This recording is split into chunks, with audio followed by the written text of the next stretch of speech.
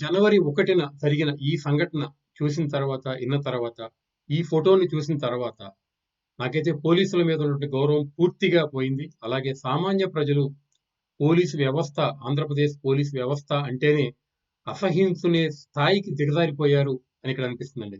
ఎందుకనంటే పోలీసులు అంటే సామాన్య ప్రజలు ఏమనుకుంటారంటే మనకి ఆపదలొచ్చినప్పుడు ఎవరైనా సంఘ విద్రోహ శక్తులు మన మీద దాడి చేసినా, మనకి రక్షణ కావాలన్నా పోలీసులున్నారు. పోలీస్ స్టేషన్‌కెళ్తే పోలీసులు మనల్ని కాపాడతారు అనేటువంటి ఉద్దేశంలో ఉంటారు. కానీ ఈ సంఘటన జరిగిన తర్వాత, ఈ ఫోటో చూసిన తర్వాత ఆంధ్రప్రదేశ్‌లో ఏ సామాన్య పౌరుడికి కూడా పోలీసుల మీద కాన్ఫిడెన్స్ ఉండదు. వాళ్ళ మీద అసహ్యం కలుగుతుంది అనేది మాత్రం గుర్తుపెట్టుకోవాలండి. అయితే ఇలాంటి సంఘటన అంటే ఒక హంతకుడిని పోలీసులు ఈ విధంగా గౌరవించటం అంటే ఆయన కనపడితేనే ఆయనతో ఫోటో తీసుకుంటేనే అదే 10,000 ఆయన టచ్ చేస్తేనే, ఆయనకి బొకే ఇస్తేనే, ఆయనకి పూలకుండి ఇస్తేనే, లేదు ఒక మొక్కిస్తేనే, ఆయన్ని విష్ చేస్తేనే అసలు మనకి అదేదో పరమవీర చక్రమో లేకపోతే ఆస్కార్ అవార్డు వచ్చినట్టో వీళ్ళు పోలీసులు కాబట్టి ఉత్తమ పోలీస్ అవార్డు వచ్చినట్టుగా వీళ్ళు ఫీల్ అవుతున్నట్టుగా ఆ ఫోటో చూస్తే కనుక మనకి అర్థమవుతుందండి. ఎంత ఆనందంగా ఆ ఒక హంతకుడితో ఆయన ఎమ్మెల్సీ అయినా కానీ ఒక హంతకుడు జైల్లో ఉండొచ్చాడు అనేది కూడా మర్చిపోయి పోలీస్ వ్యవస్థ, మనం ప్రభుత్వ ఉద్యోగులు, మనం పౌరులకు బాధ్యతగా ఉండాలి, పౌరులకు కాన్ఫిడెన్స్ ఇవ్వాలి అన్నట్టు మొత్తం మర్చిపోయి విచక్షణారహితంగా, బాధ్యతారహితంగా వీళ్ళు ఈ పని చేశారంటే ఇంతకంటే నికృష్టమైన పని పోలీసు వ్యవస్థలో ఇంతవరకు జరిగి ఉండదండి.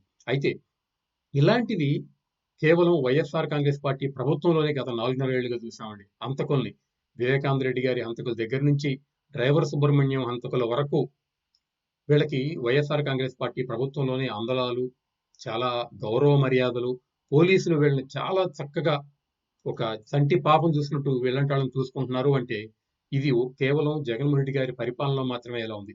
గత పాలకులు ఎవరైనా కానీ వాళ్ళ పార్టీలో ఇలాంటి హంతకులు కానీ, సంఘ విద్రోహ శక్తులు కానీ ఏదైనా చెడు చేసిన వాళ్ళు ఉంటే గనక వాళ్ళని పక్కన కూర్చోబెట్టుకోవాలనుకున్నా, పార్టీలో ఉంచాలనుకున్నా చాలా ఇబ్బందులు పడతారు.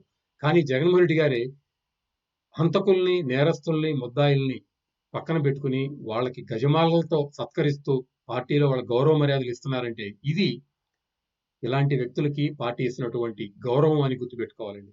అంటే పోలీసులు ఈ విషయం అంటే అది రాజకీయం కాబట్టి వాళ్ళు ఏదైనా చేస్తారు. కానీ పోలీసులు, బాధ్యత గల వ్యక్తులు, ప్రభుత్వ ఉద్యోగులు, పేద ప్రజలు పన్నులు కట్టేటటువంటి డబ్బులతో జీతాలు తీసుకుంటున్న వాళ్ళు వీళ్ళు పేద ప్రజలకు కాన్ఫిడెన్స్ ఇచ్చే విధంగా ఉండాలి గాని, ఇలా ఏదైతే డ్రైవర్ సుబ్రహ్మణ్యం హత్య గావించబడి ఈ వ్యక్తి చేత ఇంకా సంవత్సరం కూడా కాలేదండి.